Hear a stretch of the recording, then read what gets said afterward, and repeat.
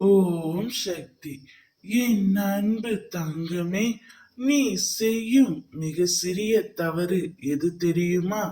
இப்பதிவை முழுமையாக கேள், உனக்கே அது புரியும். நான் ஒவ்வொரு வினாடியும் உன்னை கவனித்துக் கொண்டு தான் இருக்கின்றேன். நீ தவறு செய்யும் போதெல்லாம் உன் மனதிற்குள் எச்சரிக்கின்றேன். ஆனால் நீ என்னை பொருட்படுத்தாமல் உனக்கு என்ன தோன்றுகின்றதோ அதை மட்டுமே செய்கின்றாய். அது ஒரு நாள் தப்பாக போகும் பொழுது நீ அதற்கான கர்மத்தை ஏற்கின்றாய்.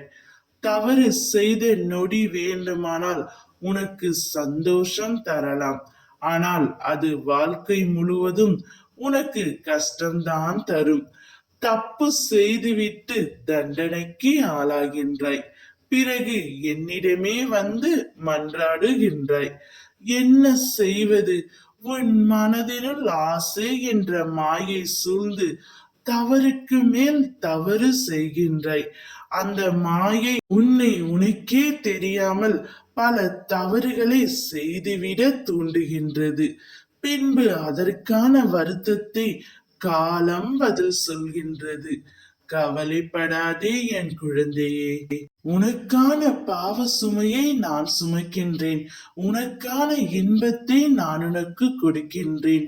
உண்மையான உறவுகளை பற்றியும் நீ புரிந்து கொள்ள வேண்டும். அதிலும் நீ மிக சிறிய தவறு செய்து கொண்டு இருக்கின்றாய். உனது சோதனையான காலகட்டத்தில் தான் யார் உண்மையிலேயே உன்னுடைய விஷயத்தில் கூட இருக்கிறார்கள் அல்லது உதட்டளவில் உனக்கு ஆறுதல் சொல்கிறார்கள் என்று உனக்கு தெரியும். நான் உனக்கான நல்லதை மட்டுமே உன்னிடம் எடுத்துரைக்கின்றேன். நீ செய்த தவறை மட்டும் உணர்ந்து கொள். அதுவே உன் அம்மாவிற்கு போதும்.